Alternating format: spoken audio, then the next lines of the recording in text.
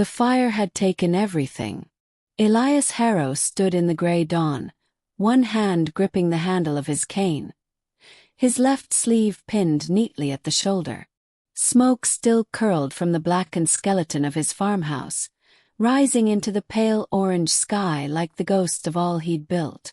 The wind blew through the ashes, whispering memories of laughter, of wheat rustling in the fields, of a life once whole.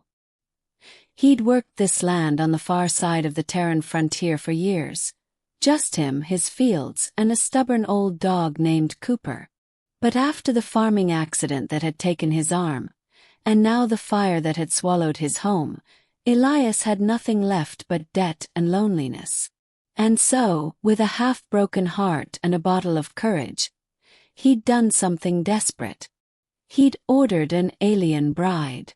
Not for love, of course. That was a luxury for men with 2 good arms and a roof over their heads. He needed help. Someone to work to keep the fields alive, to make sure he didn't drown in silence before winter came. The ship came on the 3rd morning after the fire. It wasn't much bigger than a freight hauler, silver and soft-edged like moonlight given form. When it landed in the meadow beyond the ruins, the grass bent but did not burn. A ramp unfolded and she stepped out. Her name was Lira.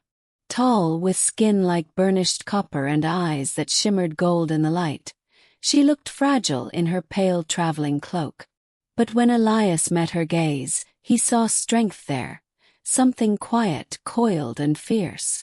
Her voice, when she spoke, carried an almost melodic tone. "You are Elias Harrow," she said.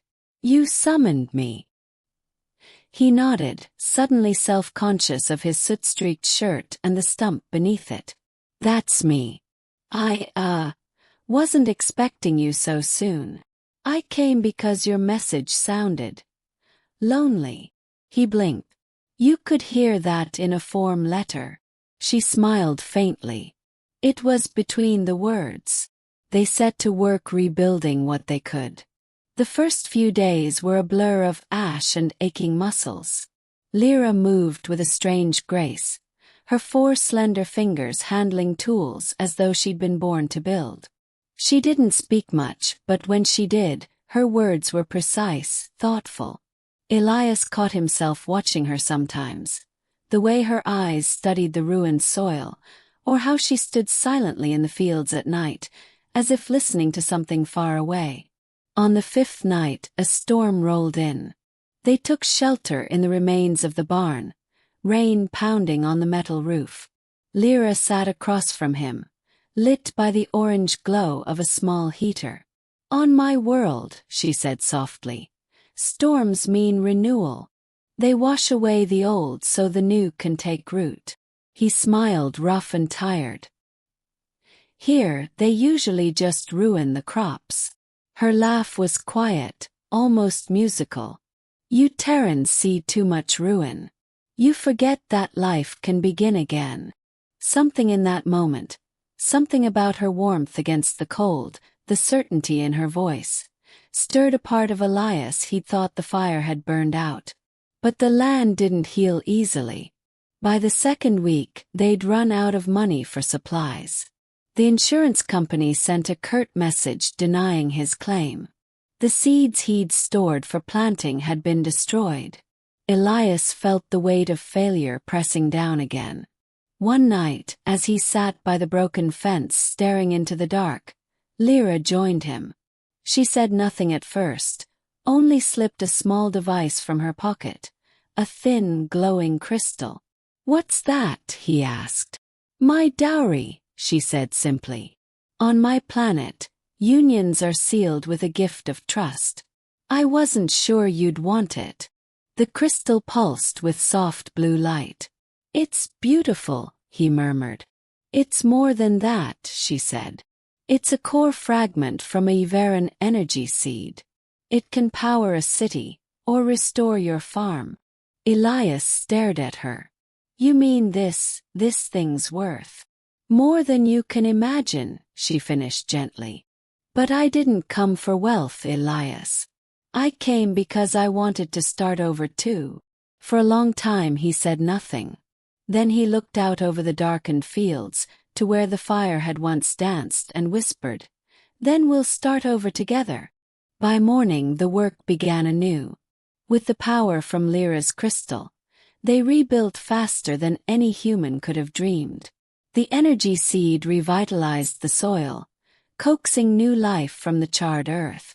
The old barn became a home again, stronger, brighter, humming softly with alien power. Weeks passed. The land turned green. Elias found himself laughing more, his single hand calloused from honest work again. And Lira, she began to hum when she worked, soft tunes that made the air feel alive. But the world wasn't blind to their miracle. One evening a corporate drone arrived, its lens glinting red. It demanded the unregistered alien technology be surrendered immediately. Lira stepped forward, standing tall against the wind. "You will tell your masters," she said calmly, "that this land is sovereign, protected under the Union of Frontiers." Her words carried weight, power even. The drone hesitated, then withdrew without firing a shot. Elias stared at her, stunned. "You've been hiding more than wealth," he said. "I told you," she replied, eyes gleaming. "I came to start over. But I didn't come powerless." When the last drone disappeared into the clouds, Elias took her hand. "Then this place, our place, will stand." And it did. Months later, the fields were gold again. The farmhouse shone beneath the twin suns, filled with laughter and life. Elias would sometimes pause at the porch, watching Lira tend to the crops glowing faintly with alien light. Once broken, once burned, the man who had nothing now had everything he'd never thought to ask for: partner, future, and a home built on the ashes of loss, reborn through love and a secret spark of starlight. As the months passed, the land healed, and so did Elias. The fields, once blackened and lifeless, shimmered with golden wheat that grew taller and stronger than ever before, nourished by the alien energy flowing beneath the soil. The air hummed with quiet life. Even the wind carried a softer tune. Lira moved through the fields like sunlight given form, her copper skin glowing under the twin suns. Sometimes she'd hum a melody from her home world, soft, haunting, full of wonder. Elias would stop whatever he was doing just to listen.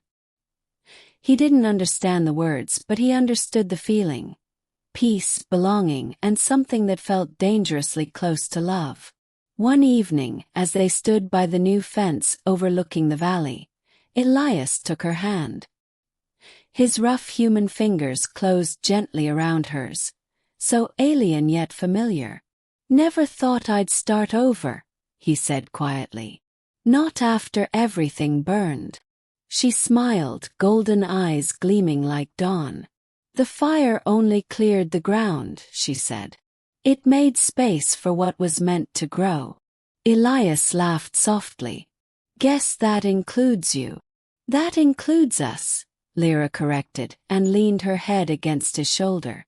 From the ridge, the farmhouse glowed, powered by the heart of her Dowry crystal, its light pulsing steadily like a heartbeat. Above them, the first stars began to appear, faint and far away, yet somehow within reach. Elias looked toward them and whispered, "Home." Lira's hand tightened around his. "Yes," she said, her voice full of quiet certainty. "Our home." And for the first time since the fire, Elias Harrow felt whole again, one-armed, earthbound, and utterly content, beside the alien woman whose secret wealth had not only rebuilt his farm but healed his heart.